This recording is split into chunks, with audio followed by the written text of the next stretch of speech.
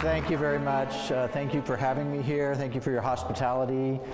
So I'm going to talk today about signature assignments and reflective portfolios in the context of assessing our general education program. Even though I'm talking a lot about e-portfolios, I think much of what I talk about today could be done without an e-portfolio implementation. We have found it very advantageous, and we can talk about that. So an overview of the session, and this is a little poster that our e-portfolio lab folks have put together. So I've illustrated my talk with several of these. It's a reference to Napoleon Dynamite, if you ever saw that movie. So an overview, so I'm going to talk about e-portfolio as a general education requirement, aligning our learning outcomes from the institutional level to the classroom level, signature assignments, the assessment process that we go through, assessment questions that we ask, and the data, just a little tease of kind of the data that comes back from our assessment initiative. And then the relationship between e-portfolio and signature assignments and the General Education Committee. So e-portfolio at Salt Lake Community College, we have had an e-portfolio requirement in general education since summer of 2010. This is a course level requirement, not a graduation requirement. So technically speaking, a student could decide not to do the e-portfolio and still graduate. However, because it's a common assignment in every course, if they make that decision, they are going to take a grade hit in every course. So it's a course level requirement. In each general education course, this is basically the requirement. Students create one portfolio and use it in all of their courses, not a separate portfolio for each course, one portfolio. Instructors in general education courses need to identify a signature assignment that students would put in their portfolio to represent that class, and I'll talk about signature assignments in a bit. They must accompany that signature assignment with reflection. The nature of the signature assignment is up to faculty and departments. The nature of the reflection, that is, what the faculty ask students to reflect on, is up to faculty. And they put that in their e-portfolio. So we follow a common pattern. I don't know if you can read this, so there's a laser here. So if you look on Eli's portfolio down here, this is what we've asked students to do. They should have a welcome page where they welcome people to their portfolio. They should have a goals and outcomes page where they list the general education learning outcomes, and they list their personal goals. And their goals could be their academic goals, their career goals, some of their personal goals.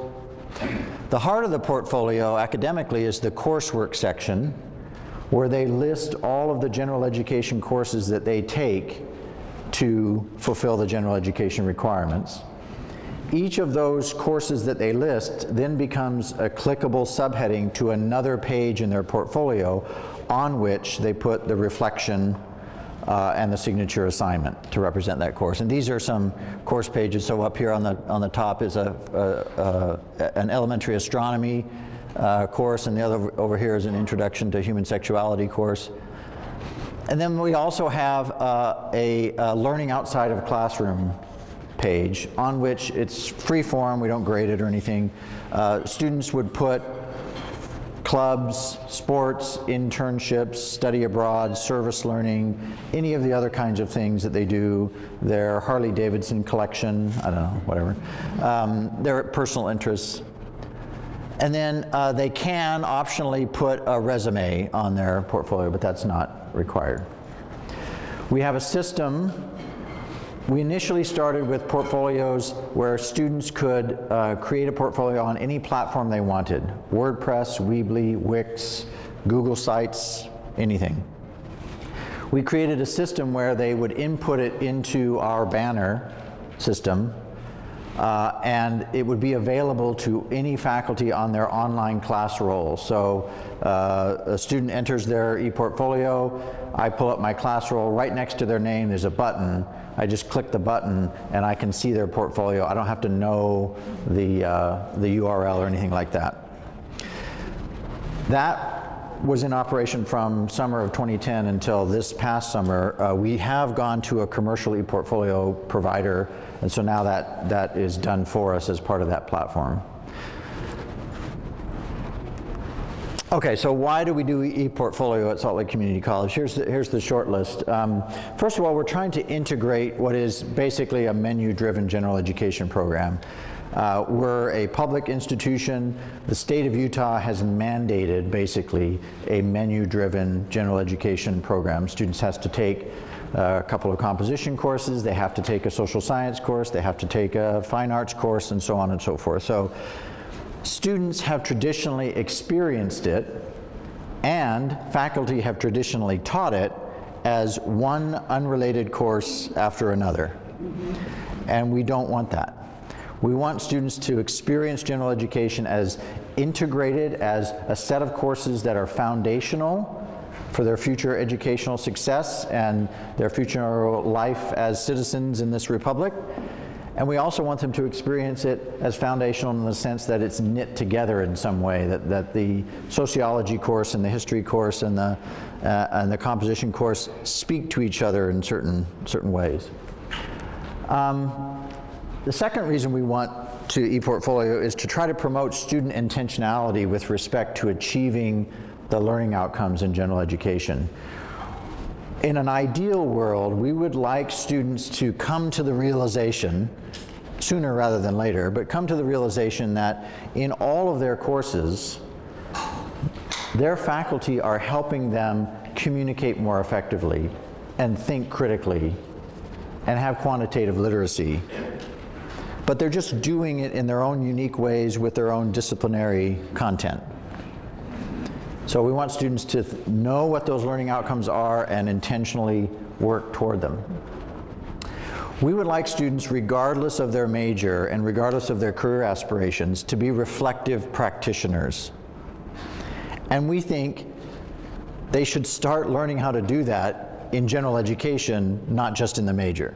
Why wait until they get into the major to get them into the habit of thinking in terms of their own thinking, making connections, reflecting on the quality of their own work and not having to depend on the faculty members to tell them whether it's good or bad. So we would like students to get into that habit in their general education e-portfolio. Next thing is we see e-portfolio pedagogy as a high impact practice. And in fact, the AAC&U just at its annual convention in January officially decided that e-portfolio pedagogy, as long as it's done well, should join the list of the other high impact practices like service learning, like writing intensive courses and capstone experiences. And we also think it's a new standard for higher education. I always tell my students, how can you tell someone who's college educated versus someone who's not? It's not just the diploma and the GPA. A college educated person should be able to holistically represent what he or she knows and can do, and should be able to think about their capacities in a comparative respect. So that's how we think of e-portfolio. And also, we're engaged in an effort to try to get high impact practices more ubiquitous in our curriculum. We want students to encounter all sorts of high impact practices regardless of what route they choose. The e-portfolio is an ideal way to showcase all of those other high impact practices. This is where I can show off my internship or what I produced in my writing intensive courses and so forth. And then finally, we use e-portfolio to assess our general education program. When we went into e-portfolio, we did not stress assessment as our primary reason for using an e-portfolio. The other pedagogical reasons were at the forefront, but truth be told, when it comes to upper administration, they love the ability to sort of quantify student attainment of general education learning outcomes. That's a language that they speak, and that has really helped their support for e-portfolio. So I want to flash back. That's our e-portfolio system as it is now. I want to flash back to the year 2004, 2005, which I call the year of two ideas. ePortfolio was an idea in 2004, 2005. It wasn't a reality. So a predecessor in my position, Dr. Helen Cox, who's now the president of Community College in Kauai, Hawaii, you know, may I please follow her steps, you know. She was a big proponent of ePortfolios before I even know what ePortfolios were. And she got a small grant from the state of Utah, a higher education technology grant, for us to start piloting ePortfolios in a number of classes. And as a faculty member, I raised my hand and said, yeah, I would love to try that.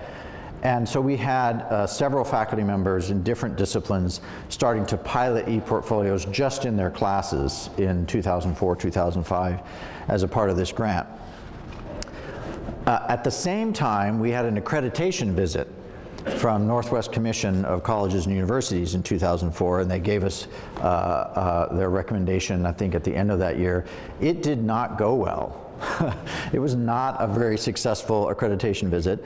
They pointed out that we did not assess our general education program primarily because we had no general education learning outcomes. Very difficult to assess your gen ed program if you don't have learning outcomes. What we did, what we had been doing apparently, is we had one person who was our assessment person. This was a faculty member who was on reassigned time to do assessment. And what he was doing, and what we had traditionally done for years, was simply post-graduation surveys of students. Do you think you improved your critical thinking skills as a result of general education? 98% said yes. Do you think you improved your writing skills as a result of general education? 97% said yes.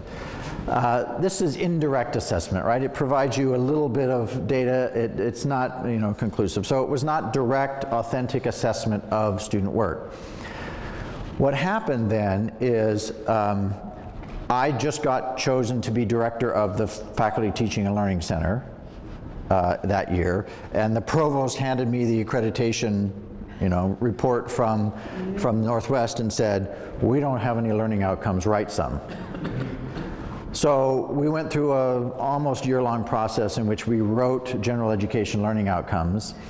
Now remember, this is the same time when we're starting to play around with ePortfolios, and we're starting to think, well, how are we going to assess general education learning outcomes? And we hit upon the idea of signature assignments. If we seeded every general education course with signature assignments, and those were the things that students reported in their ePortfolio, voila, we have a nice way to gather all that information in one convenient package. So that's the year that those two ideas came together. Now, it took us quite a bit of time of more piloting and a lot of assessment work before we got to 2010 when we really started implementing this.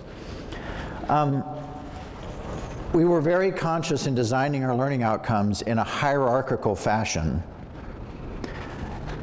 We wanted our general education learning outcomes to be the base of a pyramid, and we wanted those to all be reflected in our specific program learning outcomes, the history department and the chemistry department and so on and so forth.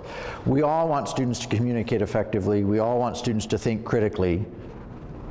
And then we want those all translated up into each individual course. This diagram, accomplishing this hierarchy of learning outcomes, took 3 years. Right? It took a year to write the general education learning outcomes by committee. And then we went through a process where the curriculum committee essentially challenged departments, okay, now conform your program learning outcomes to the general education learning outcomes. You can have program learning outcomes that go beyond the general education learning outcomes, and many programs do. But you should, to the extent possible, translate the general education learning outcomes into your program learning outcomes. And then we went through another process to translate all of those into course level learning outcomes. And we did that through the General Education Committee. Every course has to come up for review in the General Education Committee once every 5 years. So we let that process drive that.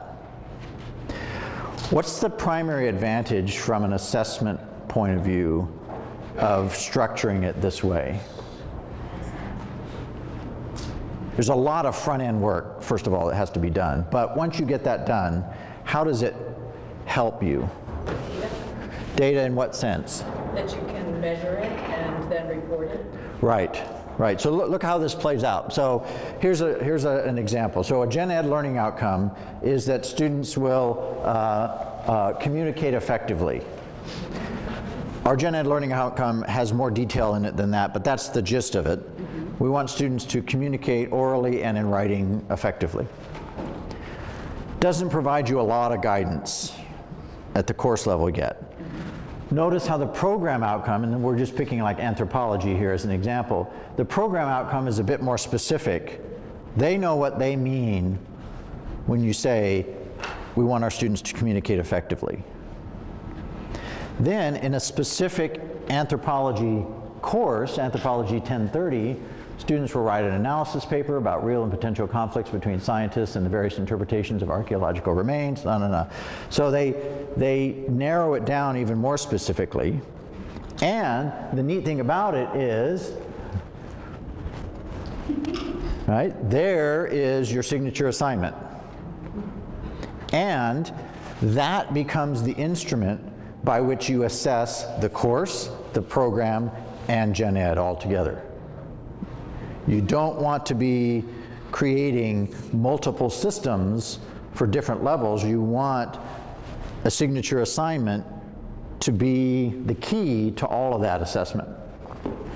Now, I've seen some institutions that map this out, and maybe you want to do that. We decided not to. We are so big, we have so many gen ed courses, we have such a sense of faculty autonomy that we decided not to map this out. That is, this learning outcome will be addressed in these courses, in that signature assignment, all across. Our idea was that we seed signature assignments all throughout general education in the various courses, and those will naturally address, we hope, all of the learning outcomes of general education. Okay, so signature assignments. You may have ever seen Office Space as the movie? Yes. I identify very much with that movie. So a signature assignment. I personally agree very much with Paul's understanding of what a signature assignment or signature work is. Something that's quite significant, that takes a significant amount of time on the part of the student, of intentional work, that produces an artifact, an assignment that the student would be proud to show off, and that the assignment addresses learning outcomes. My institution has taken, I don't want to say watered down, but a broader view of what a signature assignment should be. And it's basically, it's an assignment that addresses 2 or more of the general education learning outcomes. It involves student performance on something other than a test or a quiz. It has to be open-ended, an unstructured problem, and is accompanied by student reflection. So let's unpack that a little bit. 2 or more of the learning outcomes. Faculty need to be explicit in terms of what learning outcomes they are addressing with the signature assignment that they're designing. So take myself, for example. I'm kind of addicted to experimentation in my courses. Maybe you are too. I can't seem to just like create an assignment and a way of doing the course and sticking with it year after year. I keep playing around with it. So I have lots of different signature assignments that I've used over the years. In a US government course, here's an example of a signature assignment I've done. I'll have students research the campaign finance data of either their representative or their senator, US representative or senator, for the most recent election that they want to look at. They have to analyze that data. They also then have to look at and analyze the voting behavior of their representative or senator on key issues. who is donating to them, from what interests, and what voting pattern does that representative or senator have, and that they are to bring that together and create a newsletter for the constituents in that district. I know in my mind that this involves written communication. I'm addressing that because they're writing something for a general audience. I know it involves a bit of quantitative literacy because they have to take that data and analyze it in some fairly rudimentary ways, but still. And I also know this is really also addressing civic engagement or civic literacy as a learning outcome. I'm teaching them, first of all, at a basic level, how do you research who's donating to what candidates, and how do you research the behavior of your senator or representative in Washington. So I know what learning outcomes I'm addressing, and we ask that faculty try to be specific in that respect. So performance on something other than a test or a quiz. When we were debating this, we talked about if it's a general education course that merits the term general education, it ought to have something in there already. We were very concerned about not mandating an assignment that didn't or shouldn't already exist in the course. If the course consists of lecture and a Scantron test at midterm and a Scantron test for a final, and the course is saying that it's a gen ed course that teaches critical thinking, we rebut that. There should be a paper, a presentation, a journal, a project, something that the students are producing other than just taking the test. So that should already exist anyway. That should be eligible to be a signature assignment. And then should be accompanied by student reflection. Okay, so examples of signature assignments. We're on a kick right now to avoid what we call file dumping. So in an e-portfolio, hopefully I'm connected to the internet. Yes, this is a file dump on an e-portfolio page. This is an example of what not to do. It's just files. It's just the signature assignment and the reflection as a file stuck on a page. It serves the purposes of assessment, right? Because we can go in later and look at that stuff. But this is not what we're hoping for. We want students to sort of craft a narrative of becoming an educated person rather than simply dumping files on a page. So we do have counter examples like that. But for instance, at its most basic level, let's say you're having students write an essay and that's the signature assignment you want them to put in. We would prefer that it be done this way. So here's a culture and human experience course. The student has reflected a little bit about gender roles, and then has written a paper on gender roles and Chinua Achebe's Things Fall Apart, the novel. This is a couple of teaser paragraphs I can click on here, and I can get to the full paper with the footnotes and so forth right at the bottom of the page. So that's pretty basic signature assignment. Presentations, so here's a student in a public speaking class. They have a fellow student, videotape their presentation. They can upload it to YouTube and not make it public to the world, but still embed it in their portfolio. And then he actually has a great long reflection on his public speaking course, and he talks about things like, it's so much more helpful if you're organized before you present. And yeah, I wish I would have known that when I was 18, 19 years old.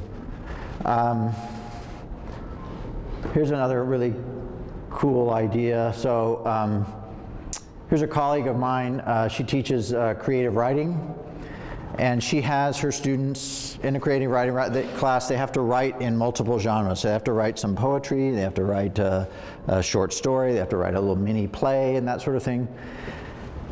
And rather than just put those in their portfolio, she then organizes them into small groups, 4 or 5 students in a group. And the group has to come up with an online magazine based on all of the things that they've written. So in our group, we've all written in these various genres, and by the end of the term we have to come together and put together a website. So you can see the students here. These are our students, this is us, and they write a little bit about themselves, and then they curate their large body of work into a magazine, and so they decide what pieces are going to come in from what students. And there are certain ground rules, right? So Paul and I are in a group. I can't say to Paul, or the group can't say to Paul, your writing sucks, you're not going to be in our little anthology, right? Not that we would do that. If we have concerns about our group mates' writing, we have to sort of be the editors and help them bring it up to publishable quality. So they have to make some determinations about what's meritorious, what's gonna fit in this online publications. This is a kind of a very real world situation for students. And then students then link from their portfolio into this online magazine that they've created, that they've collaboratively put together. So there's all kinds of fun ways to do signature assignments. And one of the things I like to stress is that we don't often mention when we talk about the nature of signature assignments is they ought to be cool. They ought to result in something that students would want to show off to their fellow students, to their families, to other folks. And I tell my students, if you really put some time into your portfolio, use it for applying for scholarships later, and it'll pay off. I was telling some folks at my table that at Salt Lake Community College, 57% of our students are first-generation students. And I'll tell you what, those students really, if they've created a nice portfolio, they really love to show it off to their family, because their family is not quite sure what they're doing in college. And if they can see these really cool things, all the better. Okay, so I talked about student intentionality. This is one thing that's really paid off for us with respect to the e-portfolio. The spring of 2010, that's the semester before we started with the overall requirement in all gen ed courses, I slipped a question in a survey that we regularly do in our gen ed courses, and the question was, in the course in which you're taking the survey, were you introduced to the gen ed learning outcomes? And 27% were. Repeated that question in spring of 2005, so 5 years after the implementation of ePortfolio, and we're up close to 2/3 of students were introduced to the gen ed learning outcomes in their course in which they were surveyed. I mean, this is important. Every institution in the country practically now has learning outcomes, but if you look, most students at those institutions don't know what they are. And how can they work intentionally towards achieving them if they don't understand them? Okay, so our assessment process, this is what we do. So we have thousands of portfolios in our system. The first step is the Institutional Research Office pulls a sample for us of students who are graduating in May with an associate's degree from Salt Lake Community College. They narrow the sample down and they only pull students who took their whole gen ed from us. Utah is a very urban state, actually, because most of it's unpopulated. So, 85% of the population is right along the Wasatch Front, Salt Lake City, north and south. So we have some other competing institutions, and we have a lot of swirl. So we have a lot of students who took a few courses from this institution, a couple from Salt Lake Community College, and so on. We pull students who only took their whole gen ed package from us because we want to see the whole thing. We then, our ePortfolio coordinator pulls together teams of faculty to assess the ePortfolios. We do this in May and June. I pay them and I feed them lunch, not nearly as good a lunch as this one was, but no. We bring in pizza and other stuff. Each team focuses on a specific learning outcome or learning outcomes. We use several methods. One method is value rubrics from AAC&U. Is everyone familiar with value rubrics? Valid assessment of learning in undergraduate education. This is a project that they've been doing for several years. Came up with these rubrics. We find several of them quite helpful. Several others of them we don't find helpful. And so we just don't use them. So we've developed our own in-house rubrics as well. And then we've also developed some rubrics where we count things, not measure quality of things, and I'll show you what that means in a minute. So we value rubrics. We do consensus rating. So each pair of faculty comes to a consensus rating on the score for each portfolio, what they're looking at in terms of the learning outcome. I then get the data and I write a report and distribute that to the college community annually. The cycle looks like this. So the top of the page there, institutional research pulls a sample of graduates. I write the report down here. The report goes to the college community generally. The two main audiences for the report are, first of all, the General Education Committee, and secondly, our faculty development office and departments for faculty professional development activities anchored either in the faculty development office or in departments. And we hope that that is improving our teaching and learning, and then we go back through. Okay. So assessment questions. We have three main questions that we're trying to answer in our assessment. The first one is often overlooked. And that is, do our graduates get enough experience doing the kinds of assignments that would give them a reasonable chance of attaining the general education learning outcome? I mentioned the example before, right? If critical thinking is a general education learning outcome, and all we are doing are giving, Scantron tests, how could they possibly achieve that learning outcome? Another example, in written communication, one of the ways we define effective written communication is that our students should be able to write effectively in multiple genres. Well, what if they're only ever assigned the classic 20-page research paper? Every class, that's all they get. Then they can't really achieve that learning outcome. So we decide to use the ePortfolio to look at that. And this is one of the things where we count. This is from our last report. So we're looking at 100 ePortfolios. Our English department came up with a list, I can't remember how many different genres are on it, 16, 17 different genres of writing that they would expect students to encounter at Salt Lake Community College. So things like presentations, response papers, profiles, argument papers with citations, argument papers without citations, so on and so forth. And so this is what we found, which is a pretty normal bell curve except for this weirdness going on right here.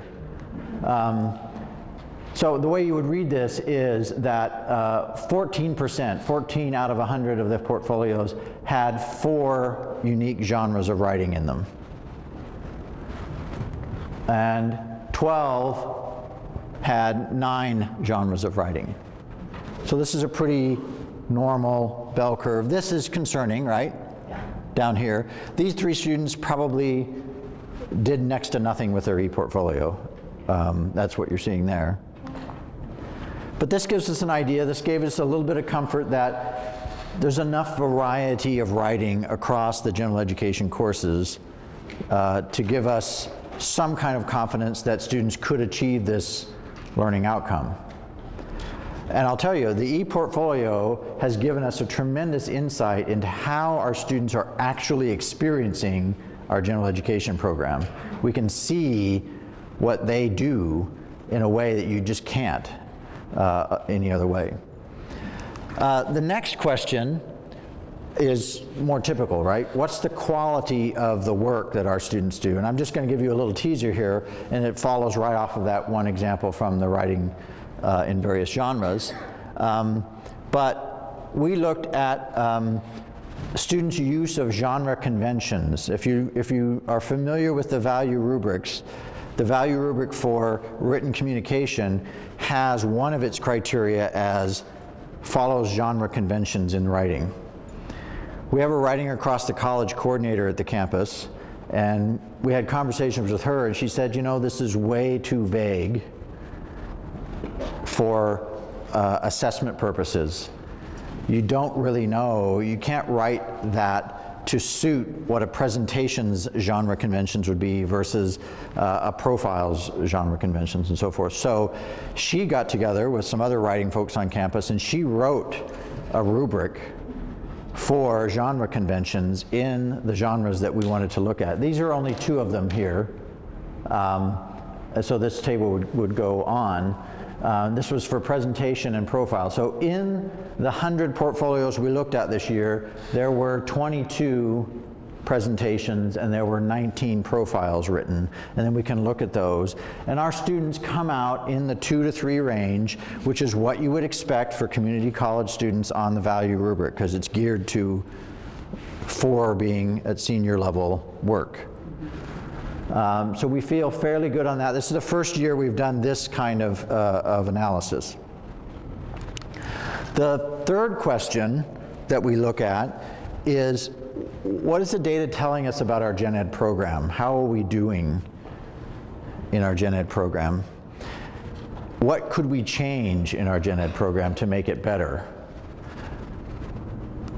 And so this was something that came up that's kind of concerning to us. So we've been having this conversation in gen ed about possibly globalizing our gen ed program. We don't have a global component to it, and many people on campus had been advocating for that.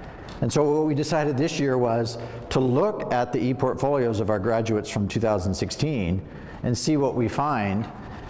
And I had a team of people just look for artifacts in which the student was clearly expressing some knowledge of the political, economic, historical, geographic world in which we live in. And the disturbing thing, of course, is that in almost 40% of the e-portfolios, they could not find a single artifact that indicated global knowledge on those dimensions. And only 9% of the portfolios had 3 or more artifacts. This became evidence for one side of that argument, and the Gen Ed committee has decided to make a change in our Gen Ed program based on this kind of stuff. Whether that change is going to be actually implemented or not is up to the curriculum committee and the faculty senate, but we're in that process right now. But again, it's giving us a really good look at our Gen Ed program. The other thing we did, I don't have the slide for it, but we looked at the same sort of thing for evidence of political, economic, historical, geography with respect to the United States, and it's reversed. Students have lots of experience with that, but not on the global level. So we feel that this is something that we could change in our Gen Ed program. So e-portfolio, signature assignments, and the Gen Ed curriculum committee, or the Gen Ed committee. We have a Gen Ed committee. It's composed of about 24 people. Almost all of them are faculty. There's an administrative co-chair, and that's me, and then there's a faculty co-chair. There's a couple of student services folks on it, but mostly it's faculty. We meet every other Wednesday in the afternoons. We do 5-year reviews of Gen Ed courses. This is the bulk of our work. Every year, 20% of our course bank in Gen Ed has to come to the Gen Ed committee for recertification as a Gen Ed course. So as we cycle through, in a 5-year cycle, we get 100% of the courses. Every course, so we know what courses are coming up for review in a given year. Every course is given 2 mentors from the committee. One of the mentors comes from the school in which the course is located. So if it's a science course, then somebody from the science, math, and engineering school that's on the committee is assigned to it. And then somebody who's not from that school. And this is a good check, right? Because it's nice to see a philosopher or a humanities person looking at a science course. The mentors are assigned to each course. They work with the faculty member. The faculty member has to prepare a number of documents. They have to bring a representative syllabus. They have to bring a gen ed rationale in which they argue this course is gen ed because of these reasons, and we have a, kind of a rubric for that. And then they have to bring what's called a course curriculum outline.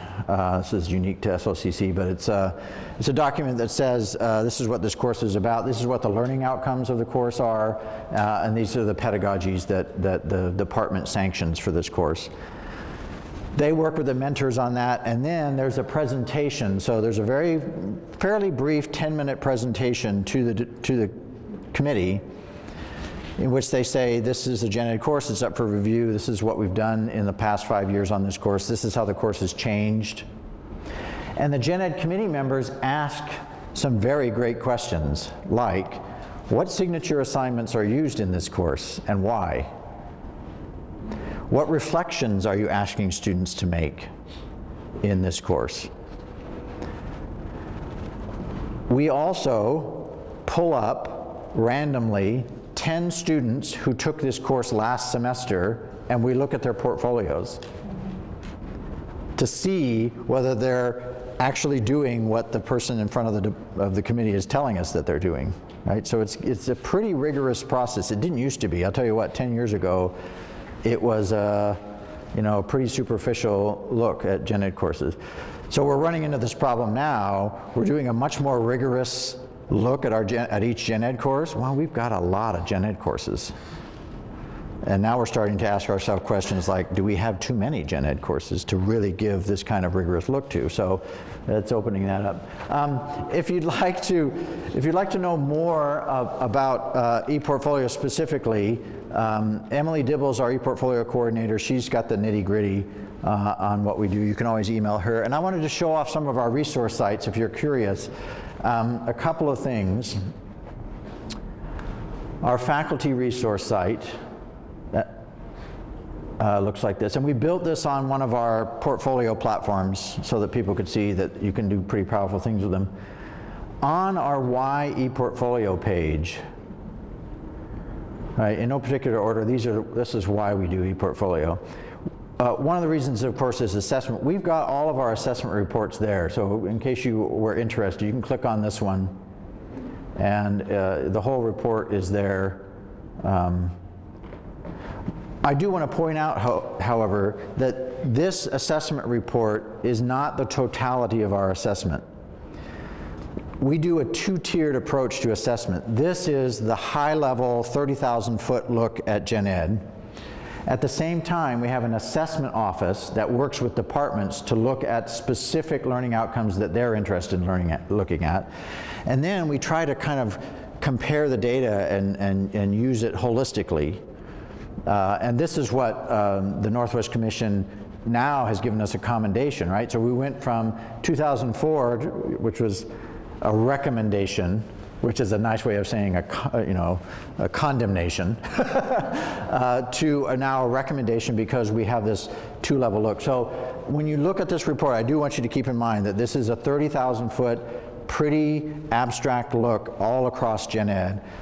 What it doesn't show is all the other work that my colleague in the assessment office is doing, working with departments at the same time. So we're doing those two things. So have a look at that. We also have a nice page on reflection with all sorts of resources, including reflection prompt examples. So the good, the bad, and the ugly. Is one of them up there? Yes, the fourth bullet down in the top one. This is an actual one I saw. Reflect on what you liked about this class. That's terrible. Don't ask students that. They're already inclined in their reflection to butter you up because they know you haven't given the grade yet. Don't need to encourage that. So how can you make some of those poor reflection prompts a little better? And then we've got good, really great examples of reflection prompts, summative reflection, process reflection. We encourage faculty to give students options on reflection. So I ask my students things like, how can you connect what you learned in this course with another gen ed course that you're taking? And I get some really interesting connections that they're drawing, right? Like I took an LGBTQ course at the same time I was taking this course, and it was really interesting.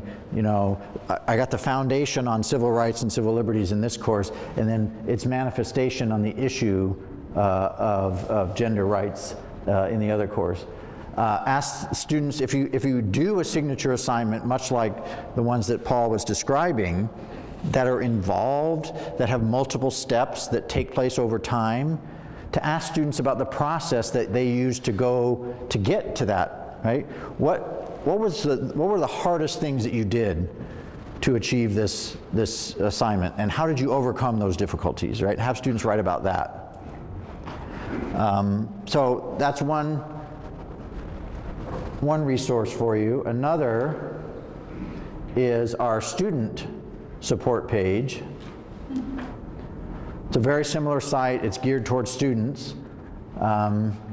We have labs that support students, so faculty do not have to teach students how to do the portfolio. They just say, go to the ePortfolio lab or look online, because we have online tutorials about how to build portfolios. But the really interesting thing is the examples.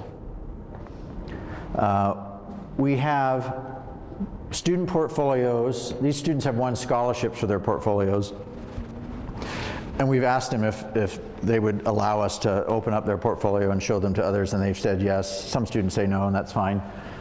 We also have videos of students talking about their portfolios while their portfolio kind of scrolls in the background, and that's really quite useful as well. There's nothing like an example to show faculty and students on ePortfolio, because it's not something, when most faculty and students hear the word ePortfolio, if they haven't encountered it before, they imagine some kind of like database in the sky that they're just sticking files in, and that's not what we're thinking of it as. So examples really help. The other thing that we're doing now is that starting next year, this year it was optional, but next year it will be required. Faculty, full-time faculty going through rank and tenure process have to provide an electronic portfolio. No longer, the days of the binder, you know, the 300-page binder, will be behind us this time next year. About half of our faculty are doing it already this year, but it will be required next year. And it's really been interesting to see faculty building their own portfolios, and then the light goes on about, oh, I could be having my students do some really cool things with their signature assignments and showcasing them in their ePortfolios. Does anyone have any questions? Because I am at the point of questions. Yes, ma'am. How did you onboard all the faculty? How did we onboard all the faculty? I'm not going to say that it was easy, because that would be a lie. That would be, you know, an alternative fact. Yeah. So we piloted ePortfolios for a good 4 years. Then a group of us, by that time I had transitioned into my administrative role, a group of us put together this proposal. That was debated for 1.5 years, and then was passed. Even though it was passed by the Gen Ed Committee, the Curriculum Committee, the Faculty Senate, was endorsed by the President, and passed through the Student Senate, we have had and still have faculty who say, I don't believe it. You imposed this on us, and I don't want to do it. That's a small number of faculty. So what we did was we created, first of all, workshops to take the technology fright away from faculty. We showed them how easy it was going to be to access student portfolios. We also showed them our labs and our online tutorials, and told them, do not take a minute of class ever to teach students how to do the portfolio technologically.